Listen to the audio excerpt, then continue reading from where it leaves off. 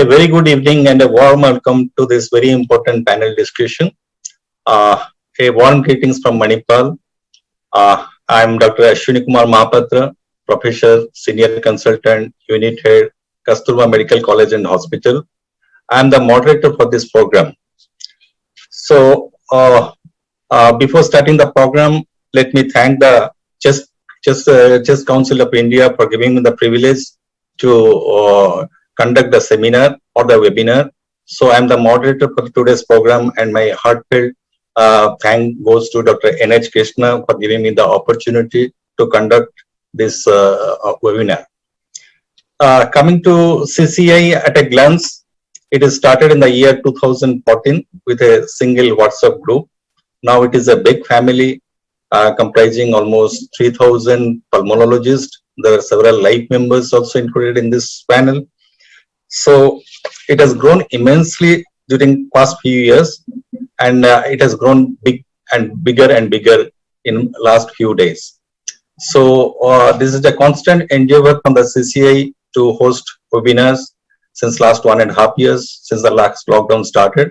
So every week there will be either a panel discussion, webinar, or a masterclass program, or a pro-con debate, which is going on since last 1.5 years. So I equate CCI as a house of extended family, a beautiful conglomeration of brilliant academics, pulmonologists, sheer exchange of knowledge, par excellence. So coming to the topic of today's discussion or the webinar. So the topic for today's webinar is role of steroids in COVID. Is there a drug of choice for COVID, or there is no drug of choice for COVID? How it is a Midas touch as far as the COVID management is considered? So the topic of today's seminar goes like this: role of corticosteroids in COVID, a Midas touch. So whether adding a corticosteroid do really mean a golden touch as far as the management of severe COVID is considered? Midas touch means it is a golden touch.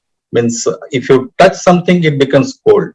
So Midas touch or golden touch of steroid in COVID, is it really helping or giving any extra benefit in managing COVID cases?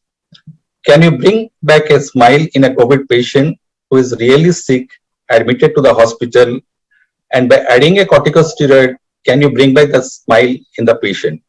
So to discuss all these things, I have got a beautiful panelist with me. I have got 5 panelists with me. They're of sheer brilliance and reputation in their individual fields. So it is a combination of very senior, experienced stalwarts and a young, enthusiastic panelist and budding pulmonologist. So let me introduce my panelist. So my first panelist is Dr. K.T. Mohan. He did his MBBS from Government Medical College, Mysore. He did his MD in internal medicine from NYH University, USA. And also he did MD in pulmonology and critical care medicine from Tulane University, USA. He is a member of American Board Certified in Critical Care Medicine, and he does a lot of remote teleconsultation for ICUs and USA from Pune. So welcome Dr. K.T. Mohan sir to this program. Next panelist on my list is Dr. Salil Bendre. He is an excellent teacher, very sound academician, and an astute clinician. He is the head of pulmonary medicine, Nanavati Super Specialty Hospital in Mumbai. He is an ex-professor and head pulmonary medicine, KJ Somaiya Medical College, Mumbai. Welcome, Dr. Salil Bendre. My third panelist is a very young, budding transplant pulmonologist, Dr. Apar Jindal. He is the director of advanced lung failure. He is a co-director of lung failure unit in Yashoda Hospital, Secunderabad. Welcome to the program, Dr. Apar. My next on the panel list is Dr. Vikas Sikri. He is a DNB in respiratory medicine, IDCCM in critical care. He is the HOD of the critical care senior consultant in Mohanday Oswal Multispeciality Hospital in Ludhiana and Punjab. Welcome, Dr. Vikas, to the program. And last but not the least, I have got a very young pulmonologist, Dr. Nirupam Saran. He is a senior consultant, interventional pulmonary and sleep medicine. He runs Happy Lung in Ranchi, and he is a technical advisor to the ADR Monitoring Committee for COVID-19. So I am privileged to have these five beautiful panelists with me who will take you to this program and let us discuss regarding the role of steroids in COVID, whether how much does it help, how it is helping, what is the duration of the treatment, and how the dose of steroid has to be calculated.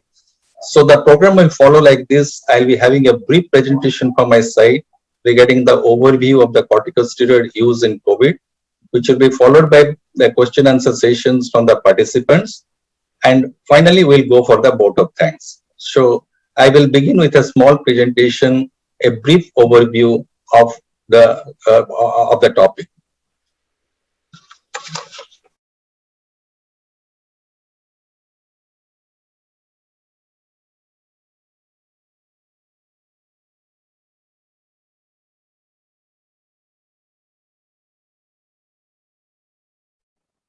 Hello, welcome to this short presentation on role of corticosteroids in COVID.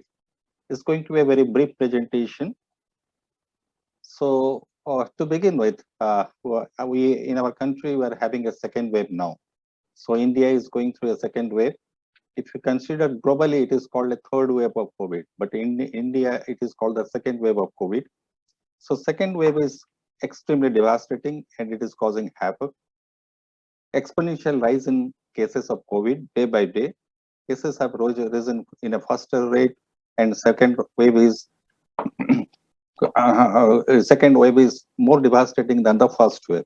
So a combination of large asymptomatic population and the presence of more infectious variants of the virus during the second wave, and more children are getting affected in the second wave. So this is a graphical representation what second wave is causing in India. The case load almost had gone up to 4 lakh in a day. So gradually it is slowly declining, and we are getting around 2 lakh or 2.5 lakh cases per day every day. So as of May 25, the COVID-19 cases have crossed the 26.9 million marks with 3.07 lakh deaths. So the second wave is evolving at a phenomenal speed as compared to the first wave. In India, a new double mutant strain of the SARS-CoV-2 virus has been isolated. The new virus strain, which contains 2 mutations, is highly infectious.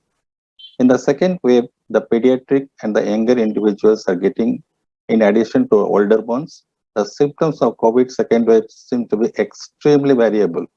So the second wave is causing extreme devastation in our country. So if you look at the basket of treatment of COVID, we have got a set of empirical treatment. We have glucocorticoids, antivirals, hydroxychloroquine, which can be used as a both therapy and prophylactic purpose. So this is a basket of COVID-19 treatment, and in this basket there is a place for glucocorticoids that is called dexamethasone. So today's topic is basically on glucocorticoids in COVID. So we'll be emphasizing more on glucocorticoids or COVID or corticosteroids on the management of moderate to severe cases of COVID-19 treatment. So if you look at the trajectory of practice, so actually this is a viral infection is started in 2012 with Middle East respiratory syndrome. So that time it was not that much devastating. So that time the treatment was mainly experience-based, but now the treatment trajectory has changed to evidence-based. A lot of clinical trials have come into play as far as the management of COVID-19 is considered. So the science has changed. It has changed from empirism to a real science. So now what the treatment modality we are using for COVID-19 treatment is purely based on clinical trials. So it is purely evidence-based medicine. So if you look at the overview of the main recommendations around the world for COVID-19 treatment, there are some conditional recommendations and there are some strong recommendations. If you look at the conditional recommendations, those it can be divided into three parts. One is not requiring oxygen, second variety requiring supplementary oxygen, and the third variety requiring a support like NIV support. If you look at the strong recommendation, definitely two things come into play. One is a corticosteroid, second one is anticoagulation. Rest everything is a conditional recommendation. So these two things form the major backbone in the management of COVID-19 treatment, especially if it is a moderate to severe variety. So this is a graphical representation of what happens in the pathophysiology in a COVID-19 viral infection. So we have got four phases. One is the incubation phase, then the symptomatic phase, early pulmonary phase, then a late pulmonary phase. The incubation period varies from 2 to 7 days. On an average, the incubation period is 5 days in a normal COVID infection. The symptomatic phase, there is always a chance of uh, overlapping between a symptomatic phase and an early pulmonary phase. So it is a very critical phase in the management of COVID-19 management. So if you look at the entire trajectory of the disease process, it varies from 1 day to 28 days. So in case of incubation and symptomatic phase, you can get some ground glass infiltration on chest X-ray. Chest X-ray ground glass infiltration increases in early pulmonary phase. When it goes to the late pulmonary phase, the ground glass infiltrations becomes much more predominant, and you can get some amount of fibrosis also. That is called long COVID illness. So the treatment approach, as far as the viral replication phase is considered, it is an antiviral treatment. Whereas in case of early pulmonary phase to late pulmonary phase, the treatment choice is an anti-inflammatory treatment, that is glucocorticoids or corticosteroids. So two main processes are thought to drive the pathogenesis of COVID-19. So early phase is basically a viral replication phase where there is a replication of the virus happens. Later phase is a dysregulated immune inflammatory response to SARS-CoV-2 that leads to tissue damage. So the second phase or the later phase is a very devastating phase. If the disease is contained in the early phase, the prognosis becomes much more better. But if the disease progresses to a late pulmonary phase, the prognosis becomes little grave. So what is called a dysfunctional immune response? That is unable to inhibit viral replication and elevation of the infected virus, exacerbated inflammatory response, which leads to cytokine storm, which gets manifested as ARDS. Finally, it lands in TIC. So there will be microvascular hemorrhage leading to this TIC. So loss of immune regulation between the protective and altered response, exacerbation of the inflammatory components lead to disease progression. What is the rationale behind use of corticosteroid? So based on this understanding, it is anticipated that antiviral therapies would have the greatest effect early in the course of the disease, whereas immunosuppressive or anti-inflammatory therapies are likely to be more beneficial in the later stages of COVID-19 treatment. So potent anti-inflammatory effects of corticosteroid might prevent the progression and it can mitigate these deleterious effects. So in the viral replication phase, the main treatment of choice is routine antiviral therapy like favipiravir. But when the disease progresses to the late pulmonary phase, the treatment of choice is a strong anti-inflammatory or immunosuppressive drug, that is a glucocorticoid. So what is the rationale of use of corticosteroid? The role of corticosteroids in severe infections, sepsis, and ARDS has constantly evolving discussion and it remains controversial. There are several trials which says that the corticosteroid has got a beneficial role in treating ARDS patients. So there are several trials conducted, which were DEXA-ARDS trial, adrenal trial, and approaches trial. So corticosteroid use in various formulation and doses for duration in patients with COVID-19 were also studied in several smaller randomized controlled trials. The COVID-19 pandemic has further highlighted the need for strong randomized controlled trials to guide appropriate management. So in this respect, if you look at the corticosteroid therapy in the management of severe COVID-19 infection, the most important trial which came into picture, that is called recovery trial, that is called the randomized evaluation of COVID therapy. So it was the result came in July or June 2020, and it is a landmark clinical trial. So what is called a recovery trial?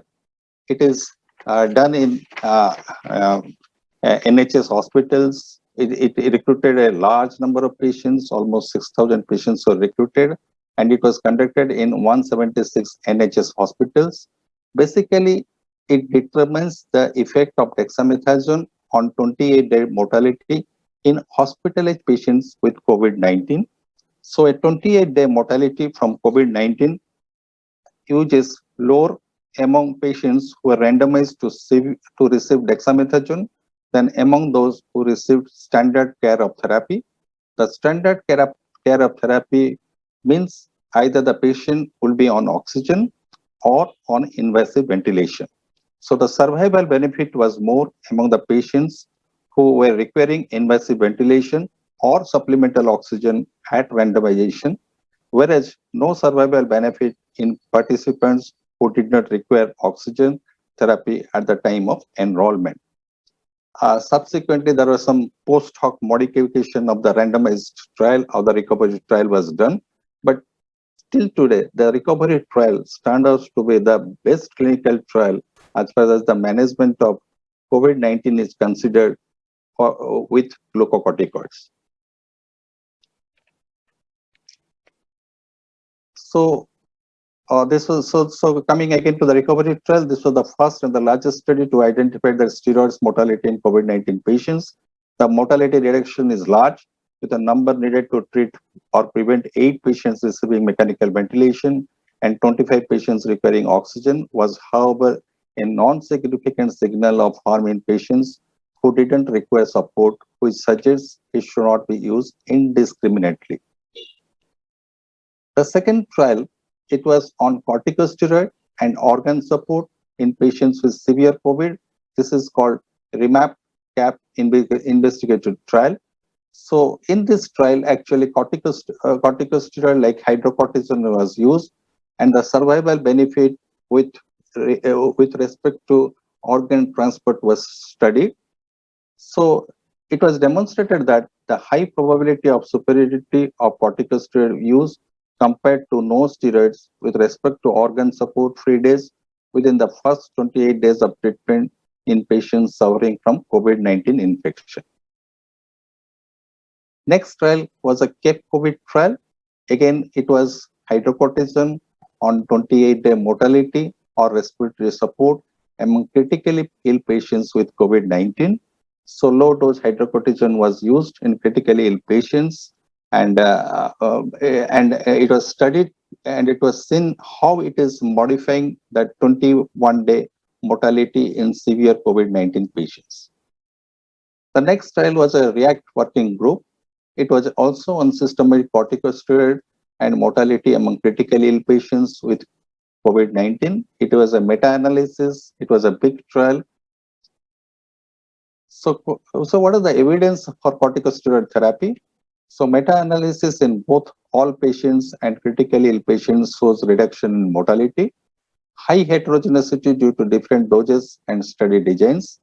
Largest trials, particularly recovery trial, shows convincing treatment effect. So the benchmark of corticosteroid therapy in COVID-19 stands out to be the recovery clinical trial. So what is the dose of corticosteroid usually used? The ideal dose of corticosteroid can be used is 6 milligram of dexamethasone daily is recommended. 7 clinical trials vary the days between 5 and 14 days, and currently up to 10 days can be given. If dexamethasone is not available, you can use alternative glucocorticoids such as 150 milligram of hydrocortisone, So the 6 milligram of dexamethasone, as far as the glucocorticoid activity is considered, is equivalent to 150 mg of hydrocortisone, 40 mg of prednisolone, and 32 mg of methylprednisolone. So this is a dose charting of the corticosteroid. So the ideal drug of choice is dexamethasone, but if dexa is not available, you can either go for hydrocortisone or prednisolone or methylprednisolone. What about corticosteroid in pregnancy and pediatric patients? As we know, a short course of betamethasone and dexamethasone, which are known to cross the placenta, is routinely used to decrease neonatal complication of prematurity in women with threatened preterm. So the use of corticosteroid in pregnancy is there. It recommends use of dexamethasone in hospitalized pregnant women with COVID-19 who are mechanically ventilated or who require supplemental oxygen. The safety and effectiveness of dexamethasone or other corticosteroid for COVID-19 treatment have not been sufficiently evaluated in pediatric patients. So in pediatric patients, not big clinical trials have been conducted till now. But steroid can be given for pediatric patients. Dexamethasone is quite safe in case of children, but there is no big clinical trials to establish the efficacy of glucocorticoids in pediatric age group. So what does NIH COVID-19 treatment guidelines says? So dexamethasone is a corticosteroid, has been found to improve survival in hospitalized patients who require supplemental oxygen, with the greatest benefit observed in patients who require mechanical ventilation. Therefore, the use of dexamethasone is highly and strongly recommended. Again, coming to the NIH COVID-19 treatment guideline. So if it is a hospitalized patient and requiring oxygen, you can use dexamethasone. Also, it can be combined with remdesivir. So Dexa and remdesivir can be combined for patients who require increasing amounts of supplemental oxygen. So if the patient is requiring high concentration of oxygen or the oxygen demands increases, then both the things can also be added. Hospitalized and requiring oxygen delivery through high flow device or non-invasive ventilation, you can also use dexamethasone. Also, you can use dexamethasone plus remdesivir.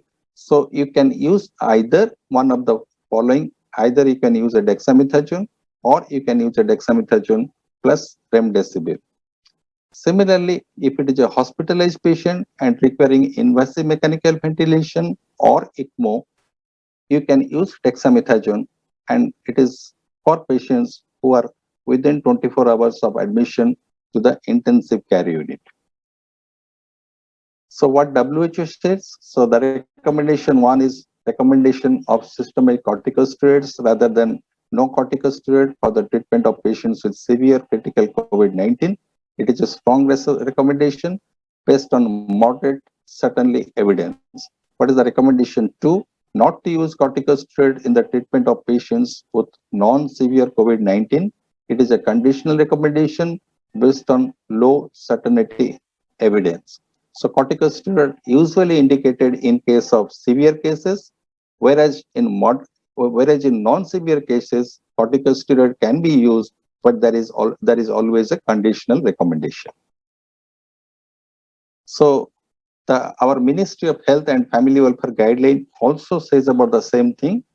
So if the patient is a moderate disease, moderate case, admitted in the ward, you can start methylprednisolone. It should be injectable, or you can start dexamethasone also, and the duration of steroid should be 5 to 10 days. Similarly, the patient admitted in ICU, injection methylprednisolone dose 1 to 2 milligram IV in 2 divided doses can be given, and the total duration of dose should be at least 5 days, and it can be extended up to 10 days also. So in a nutshell, what I have spoken till now, a pulmonary or respiratory phase, it is a time to have inflammatory response due to the viral debris. Hence, the role of corticosteroid is maximum in this phase. Steroids should be initiated early in the pulmonary phase to counter the immune dysregulation. Ideal time for steroid initiation is after 8th day of symptoms when the virus is very low replicable and inflammatory response is about to settle in. If steroid is started early in the viral replication phase, then there is a chance that virus will replicate more. Methylprednisolone is better than dexamethasone and dexamethasone is better than prednisolone. Methylprednisolone penetrates much better into the lungs and binds better to the glucocorticoid receptors among all the steroids. But when you give a steroid, you have to choose your patient correctly. So right time, right drug, right dose, and right duration is extremely important. I will finish with a very short case. It's a common day-to-day practice case. A male patient, 72-year-old, visiting the emergency department on 8th day with fever, cough, anosmia, progressive breathlessness. Saturation is 90% on arrival on room air. Patient has taken only paracetamol. CT scan, patient is carrying a CT scan which shows bilateral ground glass opacity. So all words in this patient is extremely important. Elderly patient, emergency department, low saturation, 8th day. So the treatment of choice should be dexamethasone. So you have to think of starting glucocorticoid for this patient because other things are not going to help much at this stage of the viral illness. So I will leave it here and I will go for the discussion part. Thank you.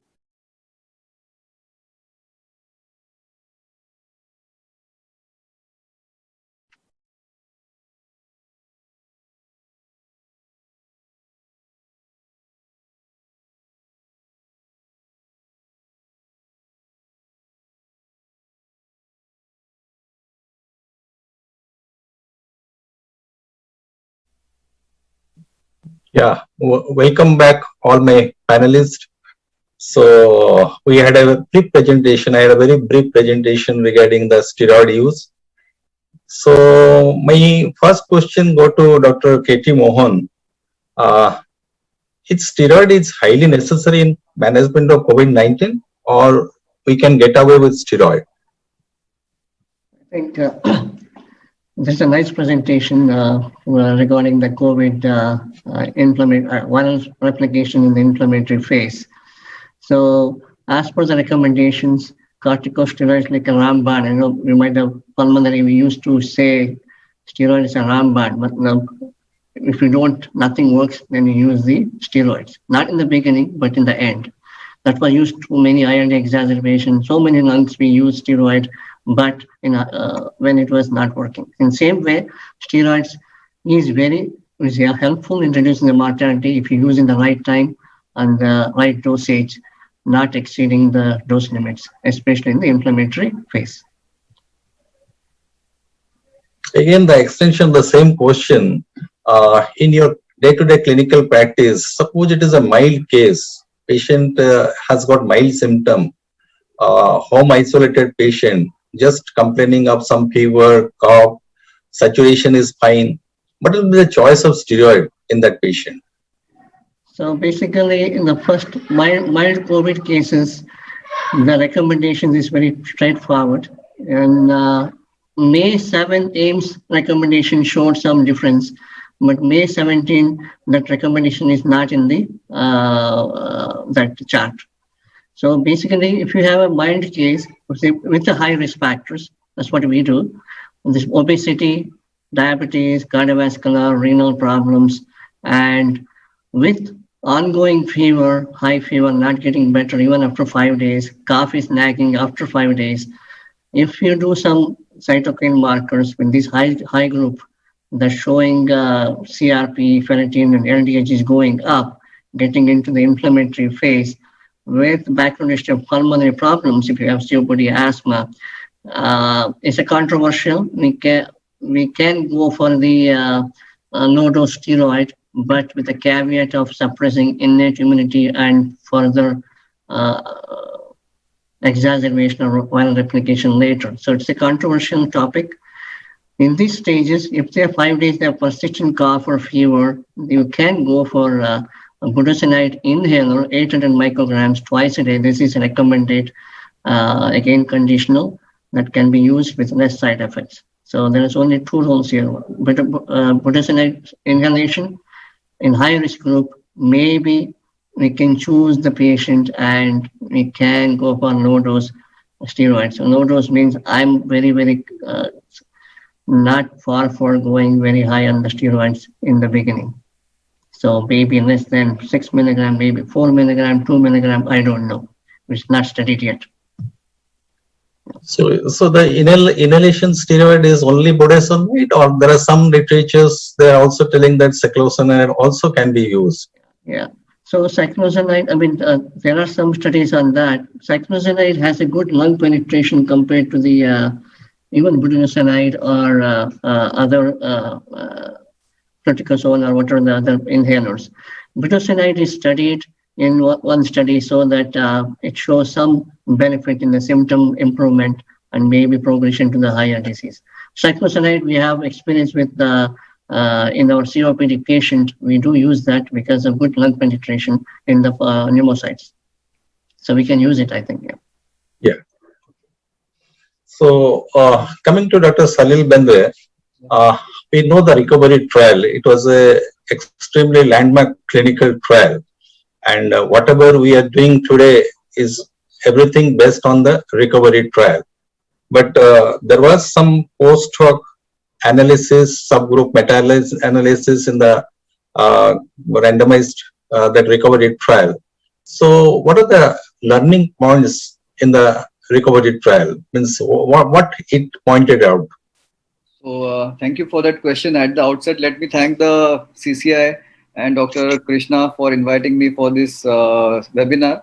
And that was a wonderful presentation right in the beginning, which summarized the pathogenesis as well as the clinical part of COVID-19. And as we are discussing steroids, the discussion of steroids will never end without emphasis on the recovery trial, because everything based on the use of steroids was actually substantiated by the recovery trial, including the doses of steroids. And we are very wise now from the first wave till now that two things are definitely working. I would say three. One is oxygen, second is steroids, and third is the wishes of the Almighty. So these three things definitely work. But what is in our hands is at least the oxygen and the steroids. So what the recovery trial is, it actually was a very fastly organized trial, very rapidly because of the pandemic situation. It recruited almost 11,000 plus patients. And the only goal was to see the 28-day mortality.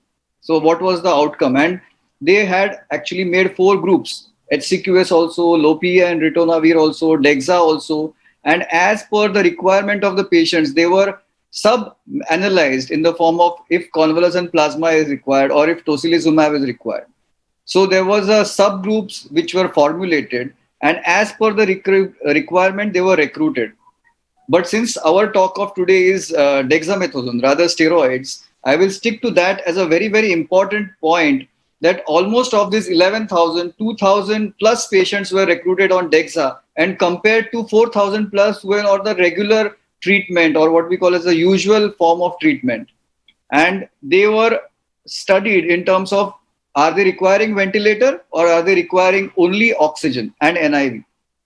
And the mortality was found to be reduced by almost 1/3 in patients who are on ventilator, and almost by 1/5 of the patients who are requiring NIV and oxygen, which definitely proved that there is a lot of substantial data to talk of Dexa. And these people were given Dexa 6 milligram once a day for 10 days.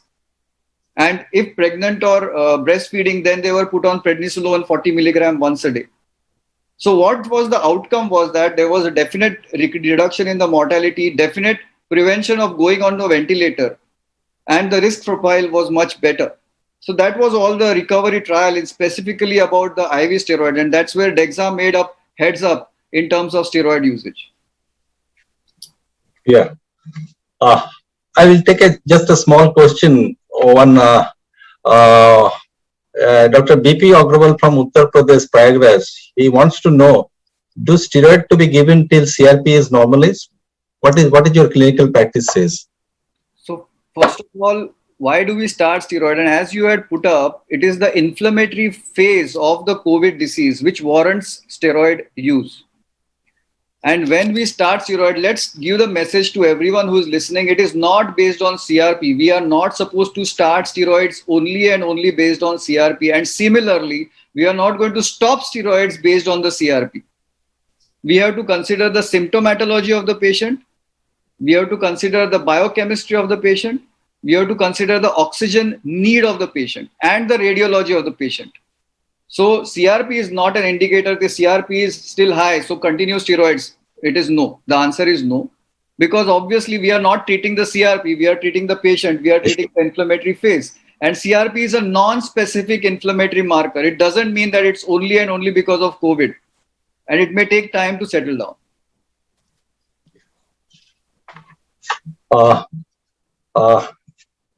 So, Dr. Upper, we had a serious MERS infection in the past, and now it is a SARS-CoV-2. Can you explain the viral replication between the two diseases? How does the viral replication differ from MERS to SARS-CoV-19? I think an important question that you've brought up here, Dr. Ashwini, and thank you for that. And thank you also for that beautiful presentation that you made in the beginning.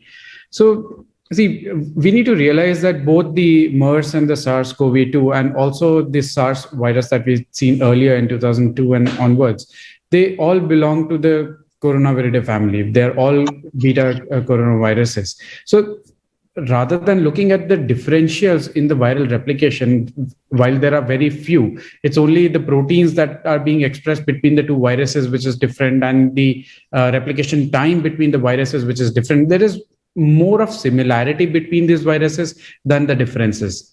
So if we look at the life cycle of this virus, once it is presented into the respiratory system through the droplet spread or through the respiratory spread, this virus, by the virtue of the spike protein or the S protein, escapes into the respiratory epithelium. Now, we need to understand that this is the protein which is very important, because the interaction of S protein is the one which is activating the IL-8 mechanism and inactivating the interferon gamma and TNF alpha systems. So this is the system which helps in internalizing the virus and helps integrating the viral genome, the viral DNA, into the host DNA, causing viral replication. Now, this again, during this process, the chemokines which are released, IL-6, IL-10, IL-7, along with TNF alpha, TNF beta, these are acting as chemoattractants. Now, basically the CD4 cells, the CD16 cells, the CD11 cells, these are the cells which are being attracted to this site. And this is one of the reasons why we are seeing so much of lymphopenia, because majority of our T helper cells are being recruited into the lungs. And this is what leads to the cytokine storm.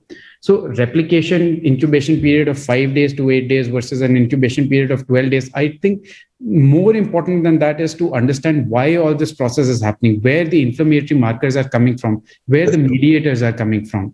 And once all these cytokines are released, then is what we see the inflammatory injury into the lungs in terms of either consolidations or in terms of ARDS or in terms of the cytokine storm leading to respiratory failure that we are seeing.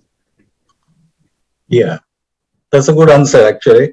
So again, Dr. Upper, you work in a transplant unit. You deal with lot of post-COVID end-stage lung disease, and those patients will be taking steroid for a longer period of time. So before taking these patients for a transplant, what is your plan actually? Do you stop the steroid, or is there any window period that steroid has to be taken for some time before taking the patient for the transplant? Not at all. See, most of these cases that we actually take up for transplants, these are the cases who are into their 4th week or 5th week of the disease and have a non-relenting disease. By non-relenting, I mean either they are crashing acutely, where leading to severe hypoxemic and hypercarbic failure, going on in a rapid succession from oxygen supplementation to NIV to mechanical ventilation or onto an ECMO, and then are bridged to transplant in case of non-recovery on ECMO for a period of 2 to 3 weeks. Or these will be patients who've improved slightly but are stuck either maybe like on 40 or 50% FiO2 on the ventilator, or on high flow, 10 liters, 12 liters, 14 liters of oxygen at home. So these are the cases who will be requiring, who will be referred to us, and who will be worked up for whether the possibility of transplant is to be considered into them or entertained it for them or not. Now, I do continue a low dose steroids for them for a good duration of period. And by low dose, I don't go more than 6 milligrams of prednisolone. It's 4 to 6 milligrams of prednisolone that I use for a period of up to 2 to 3 weeks to see if this is again a sort of a therapeutic trial, to see if this can lead to some mitigation of the lung pathology, lead to some changes in the radiology of the lungs, some clearance in the CT scan. And ideally, this is done in the waiting period. So while I have worked up the case for a transplant, and while I've put the patient onto a list, I still give them a chance to escape transplantation if at all the lung recovers. And we've seen this happen in a couple of cases. I would put it into a percentage mode since the data is not actually been analyzed, but a couple of cases have been there where actually the patients have improved and patients have been taken off the transplant list, especially in the long-standing case, not more so in the acute cases or in ECMO cases which are bridged to transplant. Now, having said that, the question that you asked me also included that do you taper the steroids or do you give them a steroid interval? No. If the patient has already been taken off the steroids and is not improving, I would give another steroid trial. But yes, specifically, I will not take them off of steroids. So you mean to say you want to wait till you take the patient for the transplant? Correct. I would want to wait. Okay. So my next question to Dr. Vikas, how do you choose the steroid? Do you choose the steroid based on their half-life or the potency? Means if you also see the things, DEXA has got a better half-life. So how do you choose the steroid in your clinical practice? Dr. Vikas, you need to unmute. Yeah, Dr. Vikas. Thank you, sir, for a nice lecture at the starting of the meeting. And I thank Dr. Krishna and CCI for giving the opportunity to be in this forum and be the part of this webinar. So coming to the steroids, in the largest trial which you have already mentioned, the recovery trial, which was done on dexamethasone, and that built up the confidence of everybody, all the clinicians to start dexamethasone.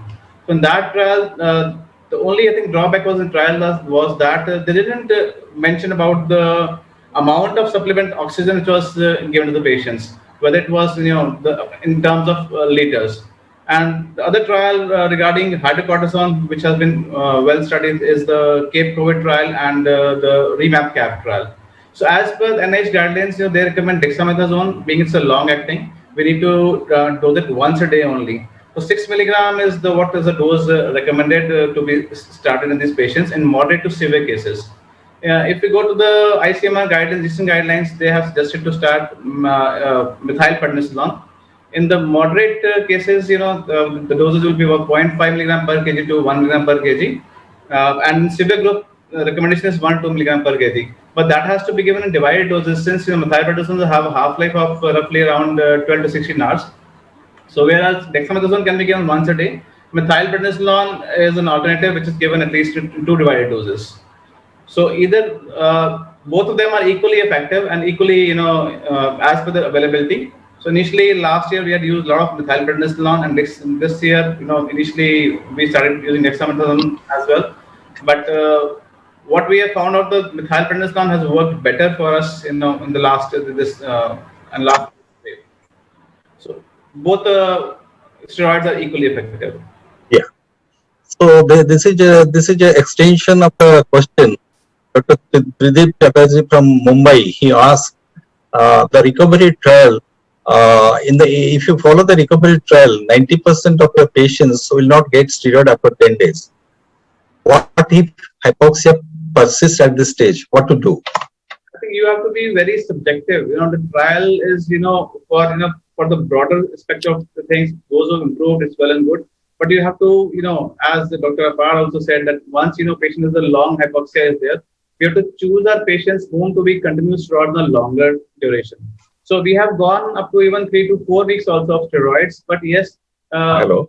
work very well once you start initially. So initially, just up till second week, first is the viral replication phase, and second is 1203. pneumonia. Okay. Those are Thank the you. phases Okay. where you need to be very active on steroids. Once I think 2 weeks are over, you need to come down on steroids depending on the clinical response of the patient. If hypoxia is not there, we can taper off the steroid very rapidly. If the patient continues to be hypoxic, then you can probably think of extending the steroid using as per the patient requirement, and you can continue for good 3 to 4 weeks. But yes, definitely you have to taper down the doses that drastically. You don't want to allow the superadded infections, or as we say, the black fungus or mucormycosis coming up. You don't want those infections to come up, and later patient might not come out of hypoxia, but then he'll have other infections to deal with.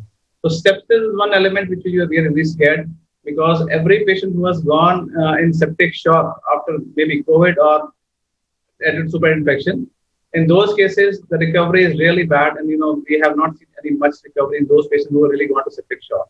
So steroids, yes, is a must, but very judiciously, and it has to be subjective approach. You can vary from patient to patient. Thank you. Before going to Dr. Nirupam, I want to share a good news that already 1,203 people, 3 participants have already logged in. I got a message from Dr. Krishna. So it may jump up also. So coming to Dr. Nirupam,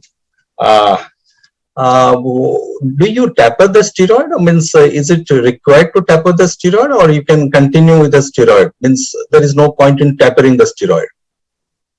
A very good evening to all, and I would like to thank CCI Core Committee and Dr. Krishna for providing me this opportunity.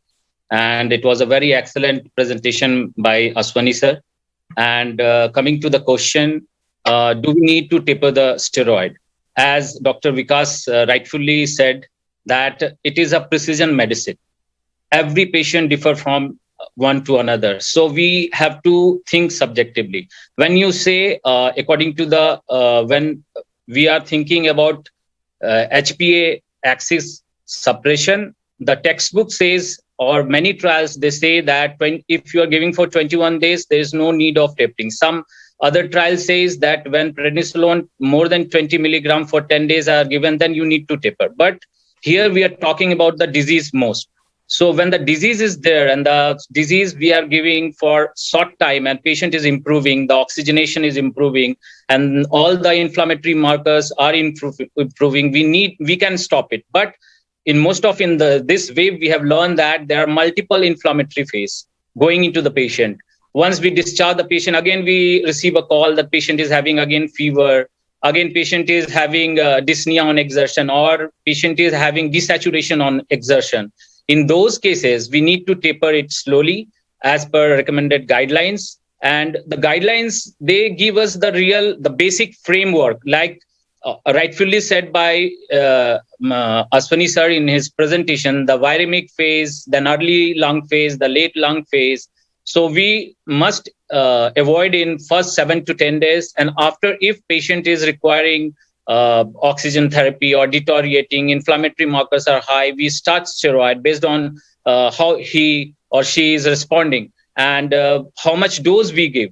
Suppose we give a moderate dose, then we can think of tapering it. And patient is improving. And suppose we are giving a pulse steroid therapy, patient is already in ARDS. So in that case, we cannot taper it very fast. We have to be very slow and monitor all the parameters. So this COVID is more like precision medicine, and we cannot fix a definite guideline for all patients.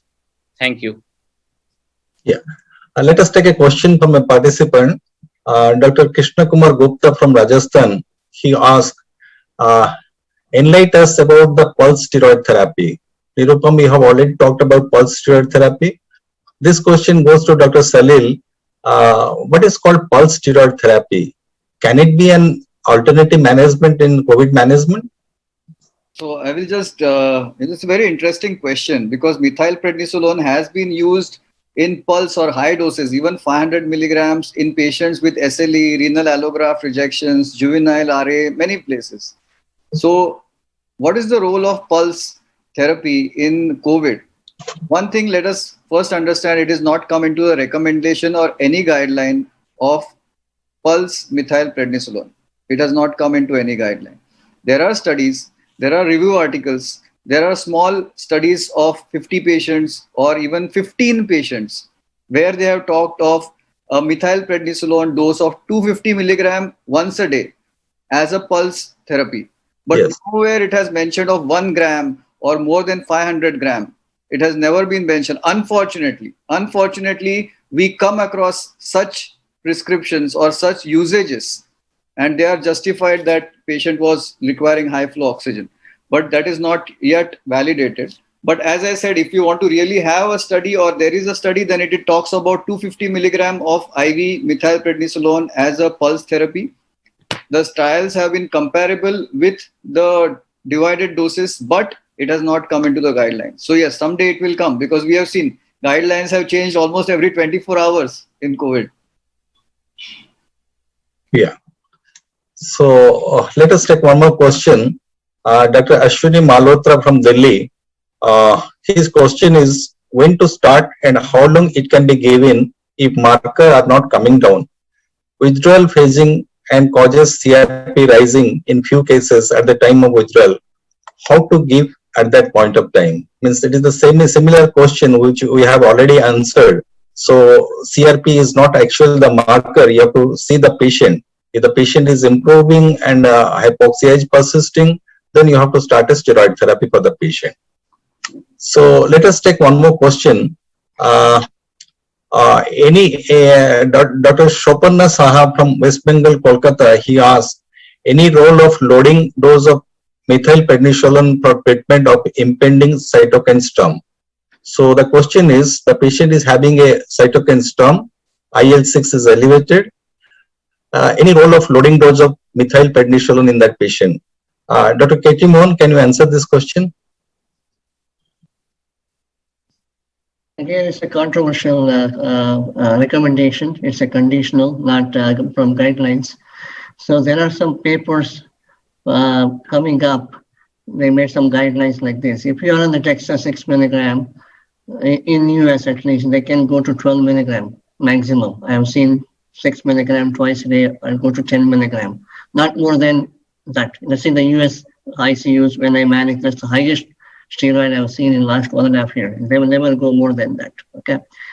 In here, the steroid dose, if the CRP is more than 75, if that's a cutoff point, which some people are using it, more than 75, then you can go to DEXA 6 to 12 milligram, or methylprednisolone, you can go up to the 150 milligram or something like that. Again, this is by experience that people are using. It's not in the guidelines.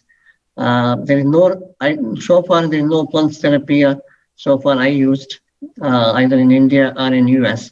There's still a controversial with all this mucosal fungal infection coming with high-risk patients. Better to stick to the guidelines rather than experimenting and get the fungal infection and the superimposed infection and getting septic shock, and most of them die. So. Next, I just want to ask Dr. Upper, post-COVID fibrotic lung, post-COVID lung fibrosis, is there any scope for steroid in that patient, or only the antifibrotic drug will help? So I don't know about either of them. So whether the steroids do help or whether the antifibrotics also do help, let's take them up one by one. So we've looked at so many patients that we've kept on steroids for a long period of time. Some of them do improve and some of them don't. The whole point is these patients are all on polypharmacy. They'll be getting vitamin supplements. They'll be getting things like acetylprophylline. They'll be getting things like N-acetylcysteine. They'll be on an antifibrotic. They'll be on a steroid. Did any of the drugs help them, or was it just destiny that they were bound to improve? There is actually no evidence. There is no data to say that any of these drugs have helped. If we talk about the antifibrotics, so the entire usage of the antifibrotics, which has been evidenced, has been for progressive fibrosis, and they're also to slow down the progression of the fibrosis. Now, they have just been anecdotally being used in for COVID patients, thinking that the process of fibrosis may slow down.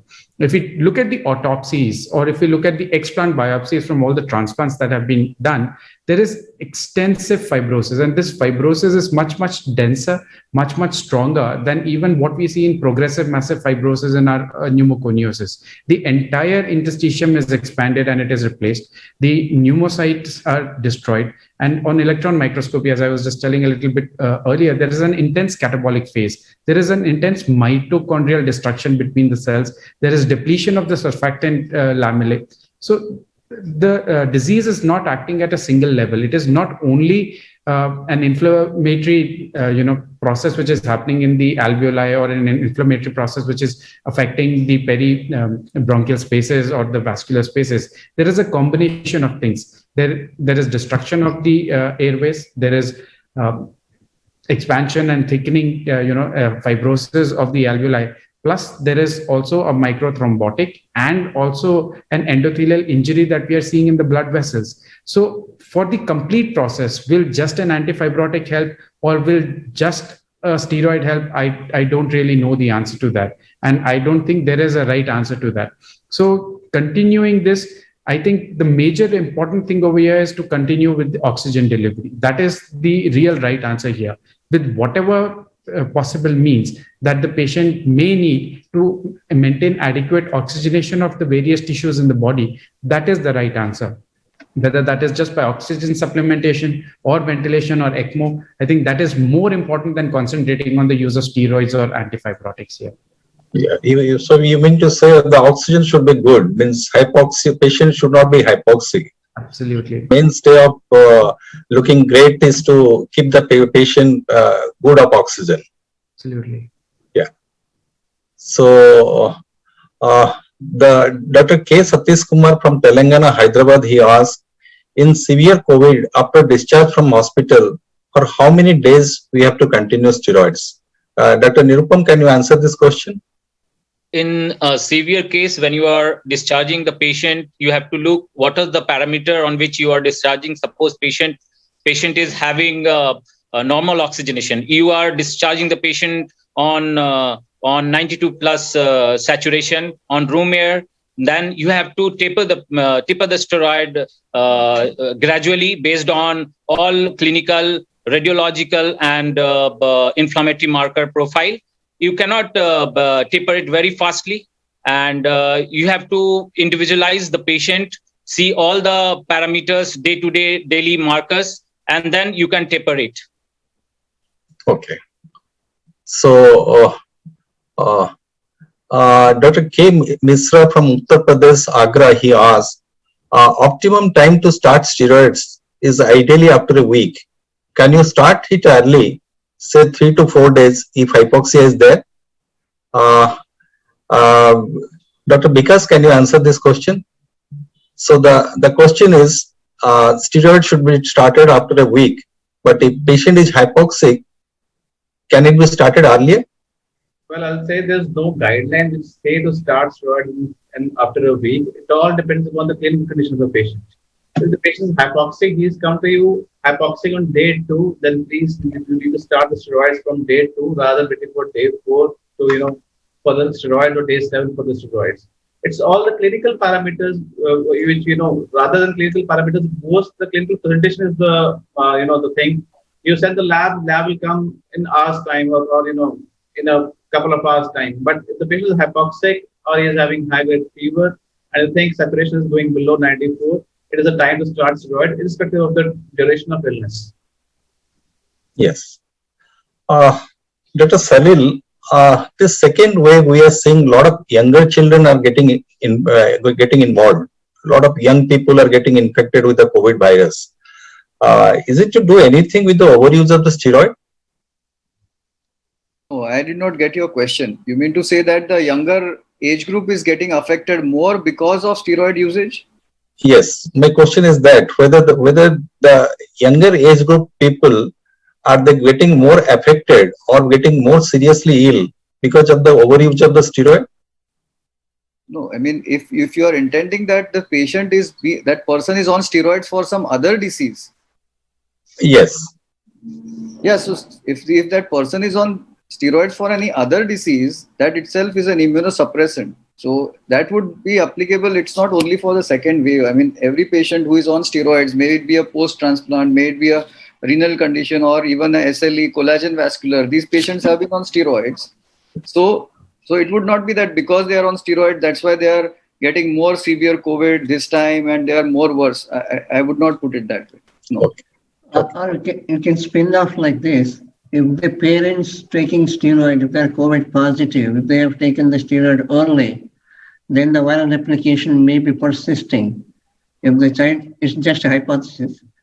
If the viral replication is going haywire, more and more still persisting, then maybe exposure to virus is more. So they are unvaccinated children, they might get it. I don't know. I'm just putting that ball there physiologically. So we'll take one more question from Daira Amit Prakash from Maharashtra, Pune. If patient becomes breathlessness on day 2 and remdesivir is not available, do you give steroid? Dr. Vikas, can you answer this question? Yes, but steroids have definitely to be given if the patient is breathless.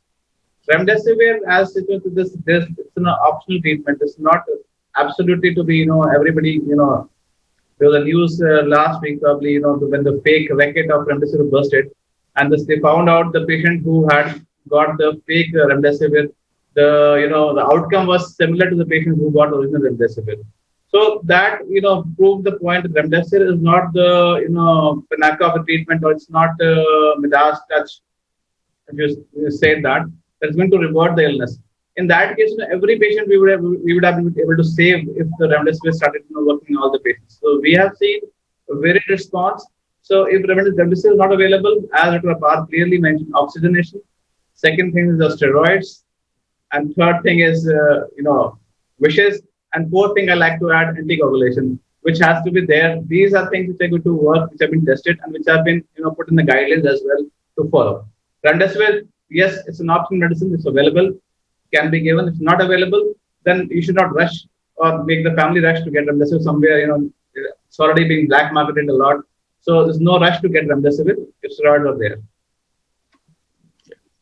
So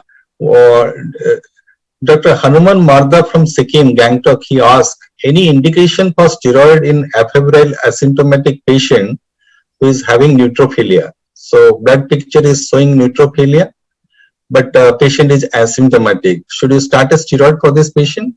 Dr. Vikas, what is your opinion? Asymptomatics,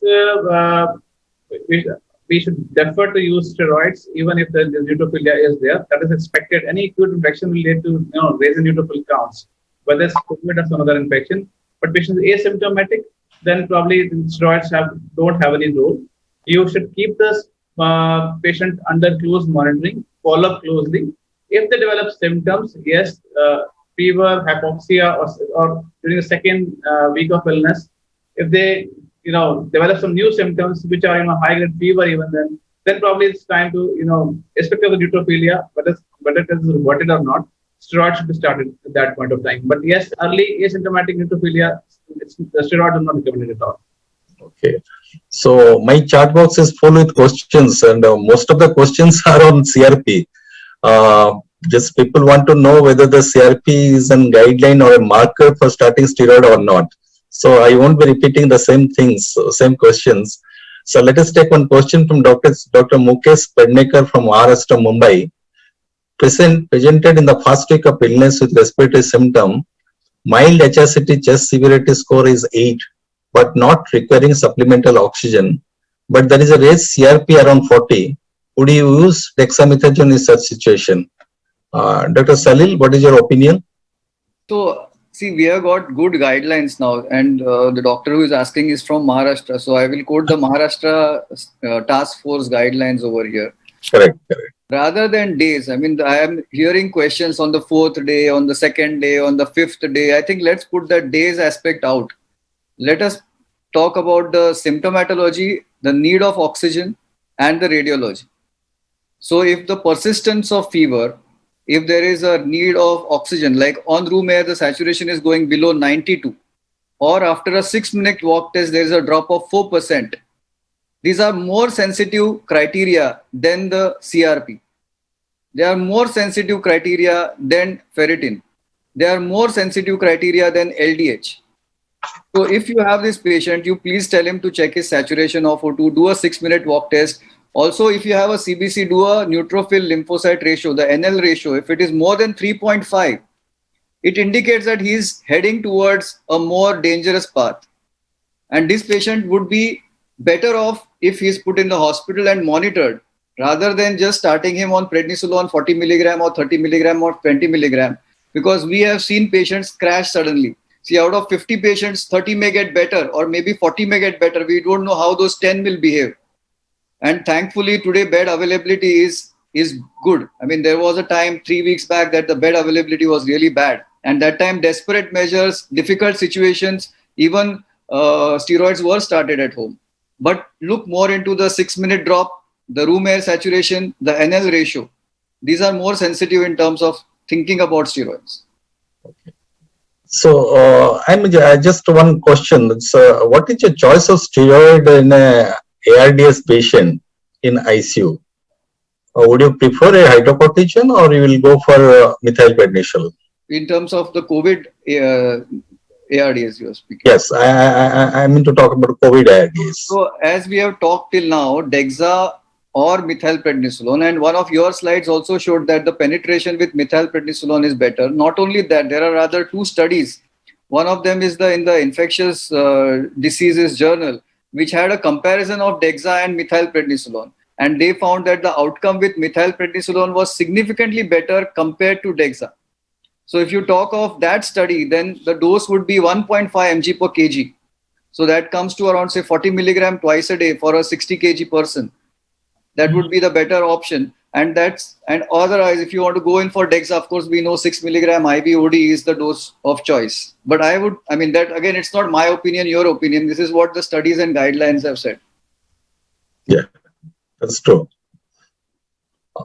So, Dr. Swapanna Saha from West Bengal, Kolkata, he asks, any role of loading of methylprednisolone in patients with features suggesting of impending cytokine storm? This, I think, we have already answered.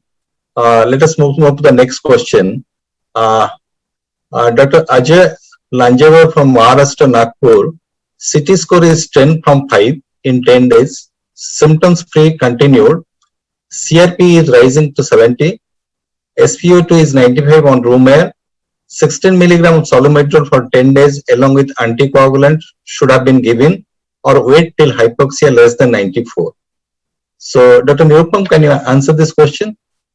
No, if you have the clinical correlation with the inflammatory marker, certainly you have to treat according to the guideline.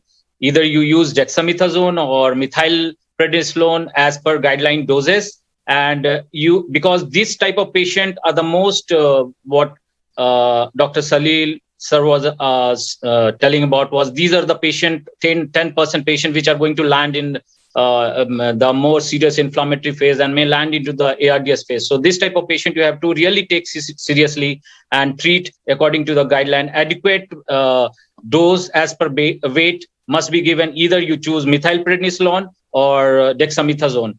There is a recent one paper published in Tehran regarding the use of methylprednisolone, but there they used methylprednisolone about 250 milligram as compared to other equivalent doses of glucocorticoid, and they found that methylprednisolone in this type of patient was very efficient in saving the patient going on to the ventilator and respiratory failure. Yes, that's true. Dr. Rajiva from Uttarakhand, Dehradun, can steroid be given post-acute COVID if inflammatory markers are still high? If yes, how long and in what dose? Dr. Upper, can you answer this question? See, again, the same thing is, as Dr. Salil very clearly told, we have to treat the patient. We cannot treat reports. We cannot treat the CRP. Yes. Markers we can keep following. If the patient is absolutely fine, if the patient is not desaturating, is off oxygen support and is doing physiotherapy, is compliant with exercise schedule, then what is the need for giving steroids? We can keep following. If you really want to follow the inflammatory markers, you can keep following it serially, keep correlating that to the clinical condition of the patient and see. If the patient starts to deteriorate again, yes, that would be a reason. If the patient starts to become hypoxemic again, yes, that would be a reason to restart steroid, re-look into the patient as to what is the etiology. Is the etiology just because of the inflammation, or are we dealing with a secondary infection from the steroids that we have given before? So just continuing steroids on the basis of an elevated CRP, I wouldn't recommend that. Yes. So CRP is not an absolute criteria. So we'll move to the next question. Dr. Punathota Bindya from Bangalore, he asked, suppose a patient is having a pre-existing obstructive airway disease like asthma or COPD. Patient has got a COVID. So the patient will increase the hike the dose of inhaler or not? So the ICS has to be hiked or not? This question goes to Dr. K.T. Mohan. So if you look at the budesonide dosing, it's 800 microgram in the mild diseases. So we should treat it as COPD asthma exacerbation. So we need to go up on the inhaled steroid or DPI. You have to go up on the dosing. There's no doubt in it. Even the steroid dose there, it can go higher because it's a local penetration of the pneumocytes. So since you have the budesonide study, so going up on the steroid and the COPD asthma exacerbation is definitely recommended. The question is whether you give steroid in these patients if they are in the viral replications. They are COPD asthma exacerbation. They are within the fifth day of the symptom onset. They are not hypoxic yet. What are you going to do? They are wheezing. They are short of breath, but saturation still 95, especially in asthma. What are you going to do? Are you going to give steroid or not? So this is a little bit clinical question now. If they're really in the exacerbation, the saturation is still normal, especially in asthma, they don't go into the hypoxia that fast. So I have given steroids for this patient, but you have to be careful. Again, if they're in the high risk category, so you have to be careful rather than if you go up on the inhalers rather than give steroids, may be better in these cases. Yes. They are no risk patient, young patient, not obese, then you might try steroids, but still there's no data on this in the COVID. Correct. We'll take the next question. Dr. Shumara from Delhi. After tapping up the steroids, patients are returning with fever after 1 week or 2. What is the take in these patients? Dr. Vikas, so steroid patient has stopped the steroid, but after a week or 2, patient is again coming back with fever. What to do with these patients? I think if the patient is not hypoxic, sometimes what we have seen is the patients who are in COVID, they don't respond to paracetamol. So we have tried giving naproxen to these patients and they have responded. Fever had actually come down. So if the fever comes down using alternative antipyretics and patient is improved clinically, he is not hypoxic, probably we can hold on to steroids. But if yes, the fever is unrelenting, it's not coming down with paracetamol, it's a high-grade fever, probably we should again start low dose steroids and look at the markers again and code clinically also. Sometimes, initially the CT score would be the lower side, and 2 weeks are down the lane with fever. If the patient is, even a little bit hypoxic, probably we should not be reluctant to get a CT scan if it's not already done, or to do it again to see sometimes these people, they get the score gets upscaled very fast. So they have to be under the clinical observation, and yes, steroids have to start it if it's not fever doesn't respond to normal antibiotics. Yeah. So one more question to you: Do oral steroids have same efficacy as IV? When to switch from IV to oral? Dr. Navneet Singhal from Punjab is asking. The bioavailability of IV and oral steroid is same, whether given orally or intravenous. Both are equally efficacious. The patients taking orally well, so probably oral steroids are good enough. But in the acute phase, if the patient is hypoxic, probably we rely more on IV formulations. And once the patient is improving, we are trying to discharge the patient and we want to continue on low-dose steroids. It's time to switch to oral steroids and then taper them off. Okay. One more interesting question has come from Dr. Anil Kumar Mittal, Uttar Pradesh, Kanpur. A very controversial question. After how long with steroid we should start worrying for mucormycosis? This question is open to all. Anybody can take this question. I don't think there is any timeline for that. So, you need to not scare the patient. You need to not get scared yourself. If the patient has to get it, the patient will get it. The patient will come back to you. And that will be the point of assessment.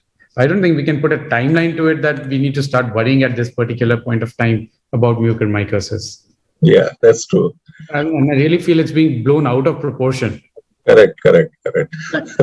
Problem is that what is supposed to be published in article is now being shown on all news media for their TRP rating. Yeah. And I have many patients who were in early inflammatory phase of the lung, and we prescribe them adequate doses of steroid along with all therapies. But because of this scare, they didn't take all this medicine and they landed up directly into the ICU and were intubated. So very sad story. And the media is covering it very badly. And all pulmonologists, I think, they are giving steroid for different diseases. And even in medicine also, we are giving so many diseases, we are giving steroid. But we haven't seen so much cases of black fungus, white fungus, or what all name has been given to it. One very general question has come. Dr. Vipin Gupta from Delhi. What are the indication of repeating a HRCT thorax? He doesn't mention whether the patient is on steroid or not. But my question to the panelist, how often do you repeat a HRCT? Is there any timeline or guideline?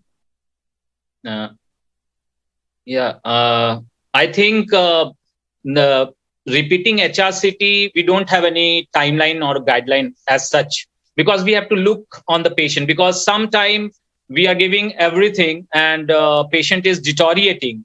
So few cases I have seen, there is pneumothorax, there is pneumomediastinum. So if we suspect, in spite of all care and all medication, and patient is deteriorating, then only we need to repeat the CT again. Otherwise, the CT score, suppose the patient is having, people are now talking in terms of CT score. Suppose patient is having CT score of 15, 16 out of 25. It is not going to settle in 2 weeks or 1 week or 3 weeks. It will take time. So repeating a CT based on time, I don't think it is recommended. Yeah. And one more thing is, I don't think HRCT is very, very high radiation exposure. It's a 5 millimeter to 1 millimeter thickness cuts. You need thousands of cuts. So if the deterioration, we are clinically have to see, but the CT scan with angio, CT plane is more needed when the patient gets worse, to look for pneumo, look for the PE, or look for the fungal cavity and all this. You don't need HRCT again in those cases, because HRCT may be used in the beginning to see what is the CT score, but as you go along in inflammatory phase, you are worried about secondary infection, other things, PE, rather than how much score is, how the lung is affected. I think you'll have less radiation effect also on that. Yeah. What is the choice of steroid in diabetic with COVID? Dr. Sangeet Priya from Erode, Tamil Nadu, she asks, what is the choice? A diabetic patient with COVID, is there any choice of steroid? I don't think it differs. Yeah, actually, I don't know. You people. I mean, everybody's using Deflucard, not for COVID. I'm talking away from COVID. In India and Southeast Asia, Deflucard is used rampantly because we think it has some protection for the diabetic not to get exacerbated or uncontrolled or osteoporosis less. Some studies are not randomized. It's pharma-driven. This company, they say it's safer in the diabetic and safer in the osteoporosis prevention. Having said that, I didn't see any studies that was done on the COVID with Visalone or Deflucard in that per se, whether it can be used in diabetes or not. I think more of the question of choice of the steroids comes from the ease of use and what you are, experienced with, what you have used for most of the other cases. And that is what you're going to be most comfortable with, adjusting the dose with the taper for your own patients. So getting onto a new bandwagon at this point of time may not be the best solution. Doing what you can do best is, I think, the best answer. Yeah, that's correct.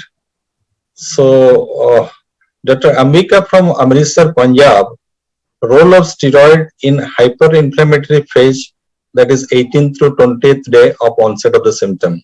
Dr. Salil, can you take this question?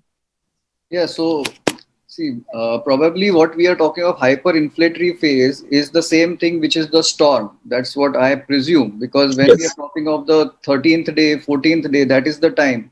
And these patients have gone into a gradually worsening hypoxia, and the steroids would have been started by that time itself. I would not suppose that this patient has come with a saturation of 70% on day one. He would have had progressive symptoms, progressive hypoxia, and he would be on steroids. So obviously this patient is to be continued on steroids. We need to take help of oxygen as the first thing. Then there are other aspects like HFNO or NIV to maintain the saturation. And as of now, we know the other drugs are those off-label drugs of the MABs and the NIBs, which come into play. But again, they are not come into the guidelines nor into the recommendation. They are all experimental drugs. But I would vouch for the question, yes, steroids have a role, and we have to continue because the best known anti-inflammatory are the steroids. Yeah, that's true. Dr. Pallavi Goel from Chandigarh, her question is, how do you taper steroid on discharge? Are you going to taper the steroid, or you are going to stop the steroid abruptly? Dr. Salil. Yeah, so again, it's usually, the reason why we start the medicine that we taper the medicines. Now, we started the steroids because there was inflammatory markers rising, because there was hypoxia, because there were worsening on the CT scan, because the patient was tachypneic. And precisely these 4 or 5 factors will be the ones which will tell you now need to stop the steroids or taper the steroids. And as far as tapering, I think Dr. Nirupam has mentioned that we can taper them rapidly. If the patient saturation at the end of your hospitalization is 96 to 97% of oxygen, room air, you need not continue the steroids for 15 days or 20 days. You really don't need to. You can taper them every 3rd day and just stop the steroids in the next 10 days. That would be the best way out. And if you have the facility of a CT scan, and if you have done it, then there is good radiological evidence to talk of interseptal thickening which is coming in, the organizing pneumonia which has set in. So that also helps us to decide whether now there is a ground glassing which is active inflammation which warrants steroids, or now that stage has gone and it really doesn't need steroids. So I think you take help of the clinical parameters, the radiological parameters, taper the steroids as soon as possible. That's what I would say, because we see patients getting steroids for months and months, and that too very haphazard dosage. So at this point, I will just say that try to taper them down soon. Of course, maintaining the other parameters in place. We need to do that. One extension of the same question. What is the level of hypoxia to start the steroid? Is it below 94 or 92? Dr. Manusani Venkataraman from Telangana. What is the mark to start, cut-off mark to start the steroid? So, see, again, it's all about if you take patient-wise, let's assume that this patient is a COPD patient. His saturation is going to be low. Is never going to be 97 to 98. So it's a very subjective analysis. We need to know the underlying lung disease. If he's a healthy young individual, whether he's a COPD, he's a known case of ILD, whether he has other lung ailments because of which he's having a saturation of 92. Now, if he's that his basal saturation is 92 and he's got COVID, doesn't mean that now because of 92, he should be put on steroids or put on oxygen and we need to rush. We need to obviously be cautious because he is on a borderline case and he may desaturate. But that's where our clinical acumen comes into picture. We need to have a 6-minute walk. We need to ask him about his respiratory rate, tachycardia. If we are doing home management, please remember tachycardia or bradycardia. Both extremes are very sensitive indicators of what stress the patient is undergoing. So if the saturation is 92, but his heart rate is 130, then you need to be sure that, okay, this patient is something of a problem. We need to get him into the hospital. So take help of these parameters as well. Don't just rely only on one. The way we should not rely only on CRP. Yes, saturation is very important, but take into consideration the underlying lung disease also. Yeah. Two interesting questions have come. What nutritional support are you going to advise to the patient if the patient is on long-term steroid? Dr. Nirupam, can you answer? What specific nutritional support you are going to give the patient? Thank you, sir, for this question. It's really the most common question asked by all patients and their relative. Actually, we have to, this is nothing new. We give steroid, long-term steroid for all patients in so many diseases. So now if suppose a few number of patients in COVID, they required long-term steroid who are lining up into long COVID syndrome. One thing we have to look that in COVID, where the patient is landing in acute or in a subacute phase of inflammatory response, they have low protein, low albumin as well. So we have to supplement with good protein. And again, we have to supplement with calcium and vitamin D. These three things are very important for maintenance of side effect or taking care of the side effect, which is osteoporosis, hypoproteinemia during steroid. And then again, we know that steroid is diabetogenic. So we have to guide the patient that you have to take good care of your diet or of your sugar levels. Either the patient is diabetic or non-diabetic.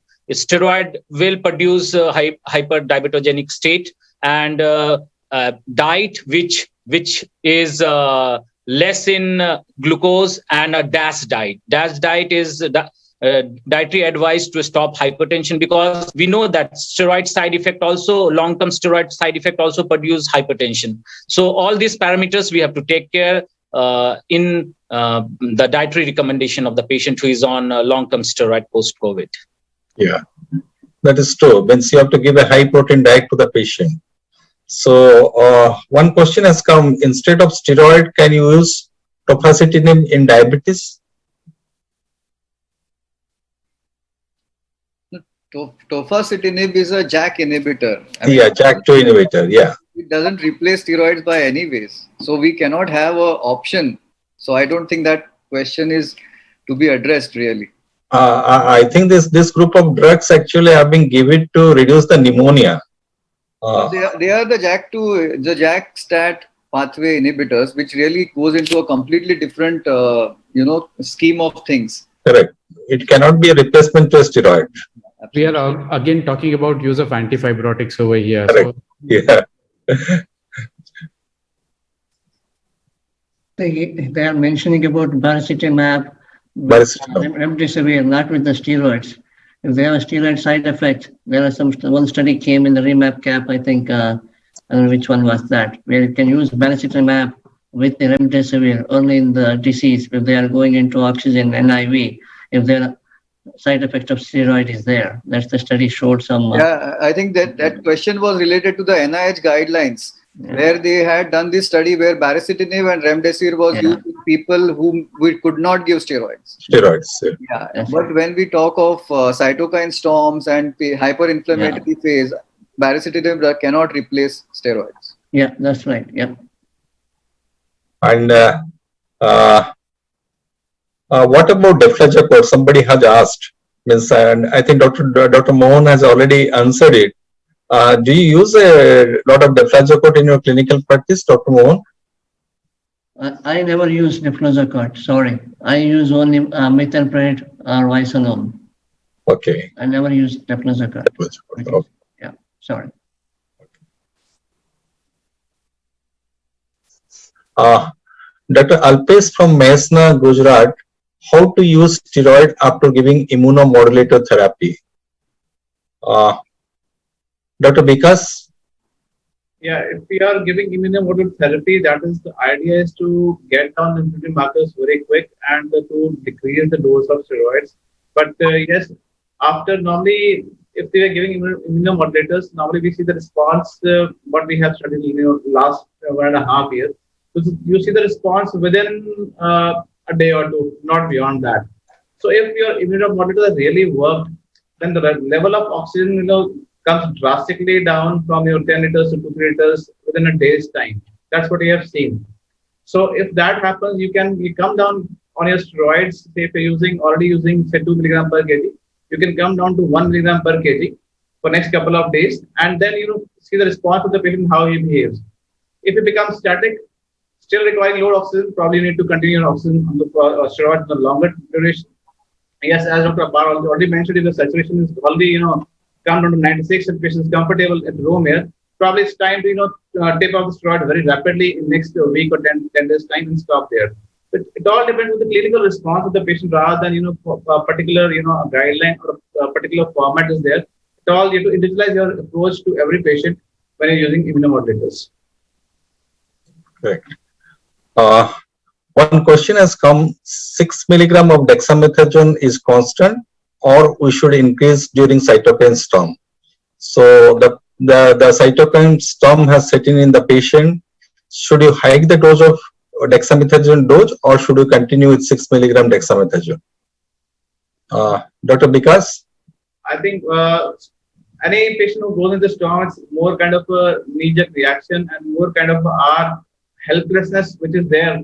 And we tend to increase the dose of steroids. Yes, we have, if you ask us specifically, yes, we have jacked up the dose of steroids. Sometimes we switch if DEXA is given, if the patient isn't strong, we give methylprednisolone also, around 2 milligram per kg. At least, at least 40 milligram and 2 divided doses we have gone up. We've gone up to some patients, we have also gone up to say 125 milligram BD. But it's more kind of no guidelines are there to do it, but it's kind of our helplessness when we see the patient going hypoxic and we are not able to do anything. There's no recommendation as far as the guidance is concerned regarding this. But yes, the recommendations can change once the new studies are there, and the guidelines may be updated soon also. But as of now, as the recovery trial, these patients all were in that element of severe COVID. And there it has been shown that it reduces the going on the ventilator as well as the mortality benefit by sticking to the same dose of dexamethasone or methylprednisolone. So I think everyone should be aware that rather than stepping up the dose because something is happening wrong, let's not do that. Let's stick to what the guidelines have shown and let's stick to what the results have shown. Yeah, we'll take the last question. Dr. Subha KJ from Bangalore. What is your experience with patients having tachycardia continuously even in post-COVID period? We see a lot of patients post-COVID, they complain of tachycardia, headache. What is the take or what is the experience? Dr. Salil?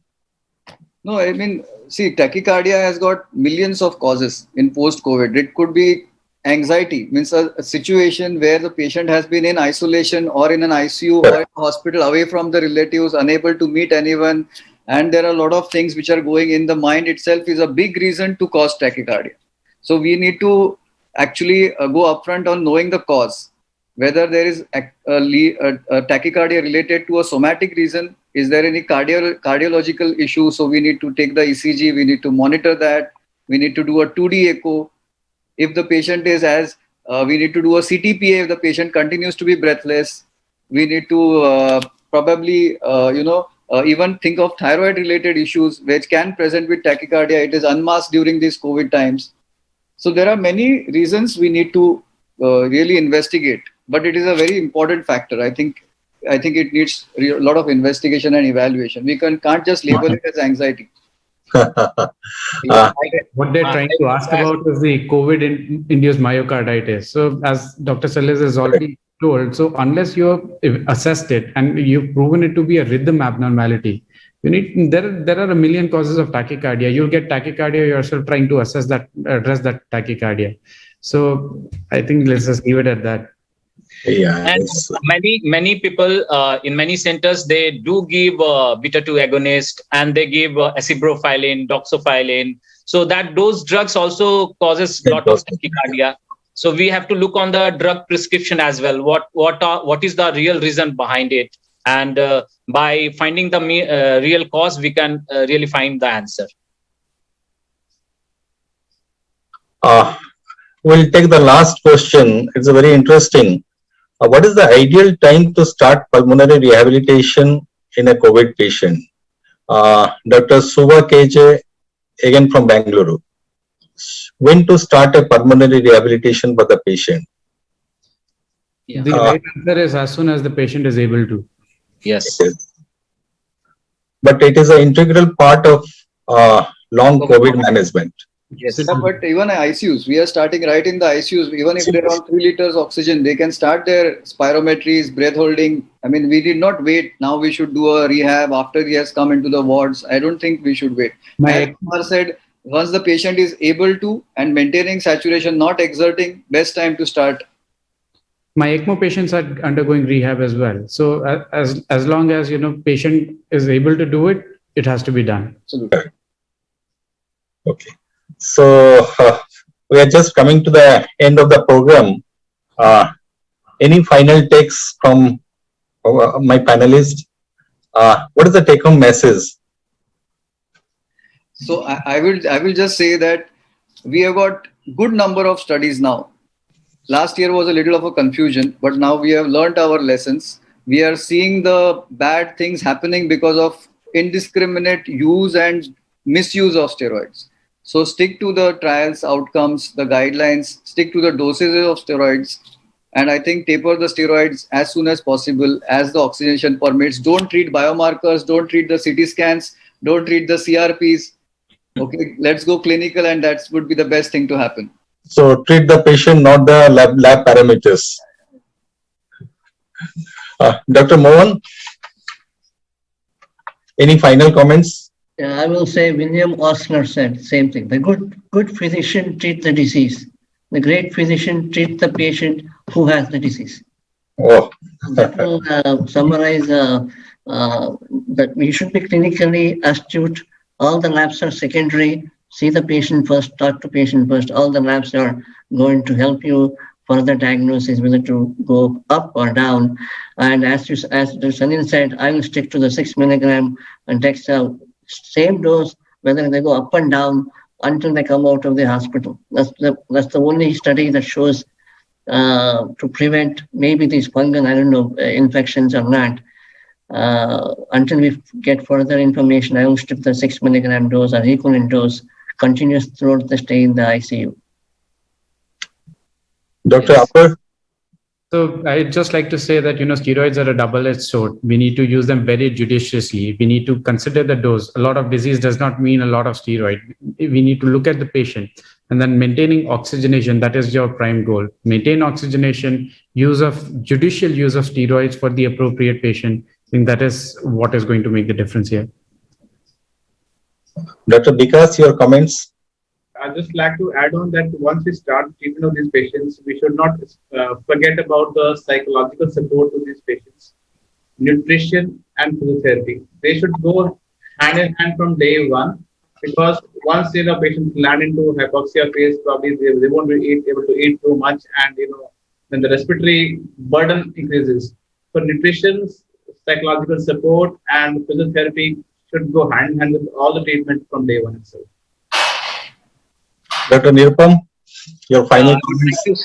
I would like to say that you and me read the books, the guidelines, the article, disease doesn't. So individualize your patient and look according to all parameters, not depend upon lab or radiological finding. The clinical assessment along with all those parameters, then take your decision and decide on the patient benefit. Well said.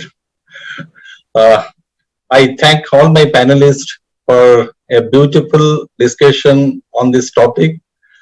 We come to an end of this program. Finally, I will say my profound gratitude to CCI, Dr. Krishna, and all the office bearers of CCI for giving us an opportunity to conduct this type of webinar.